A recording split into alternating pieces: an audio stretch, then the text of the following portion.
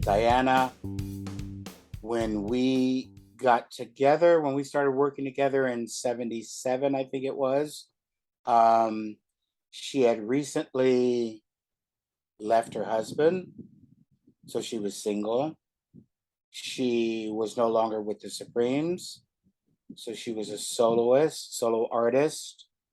She was coming off the success of Lady Sings the Blues and Mahogany, and then The Wiz happened.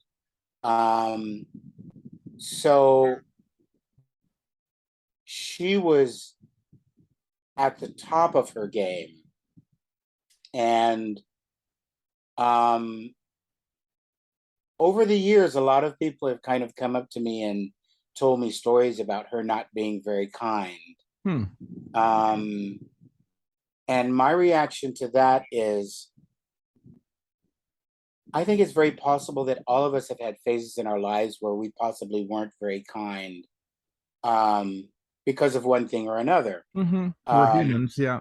Yeah, we're humans. We have good moments in our lives. We have bad moments in our lives. As artists, we are innately insecure.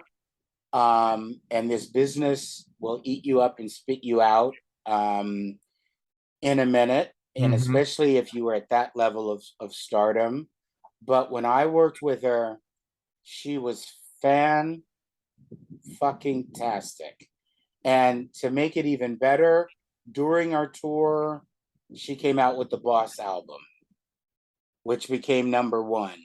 Really, when I worked with her, she was kind. At first, she didn't want whackers in she didn't really want dancers in the show per se. She wanted like 8 beautiful models, I think all white, so that she would be like this beautiful brown chocolate dot in between them, who could dance. And that was in her mind, kind of the vision of what she had. And at that point, when we had this conversation, she and I had kind of gotten closer because we had a 6-week pre-production period where it was really just the director, David Winters, her, and myself.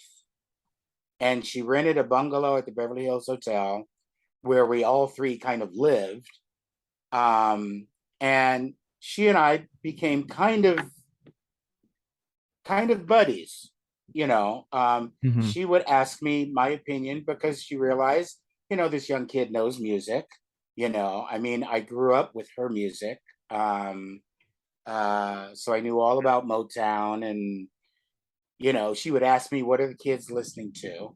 So when it came to dancers, I said, I have this group of friends who are doing something that I think you need to see. And she was like, well, what is it? I was like, I think you just need to come to this club with me and see what's happening.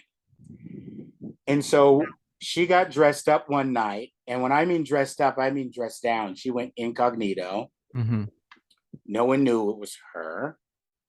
And the kids, the club, not just the kids, the club was on fire as usual. I'm sure it was a Saturday night. And she looked at me and just said, I have to have this. The tour was a serious bus and truck. But because of the physicality of our work, she rented a private jet for the dancers and the backup choir. She had a big choir behind her. And that's almost unthinkable today. Yeah. And yes, she ddid. Did you ask me about divas? I think you did. Don't call me Corey Baker, call me Marc Copage, 'cause I'm not Julia's son, not anymore. Don't call me Corey Baker, call me Marc Copage, 'cause I'm not Julia's son like I was before.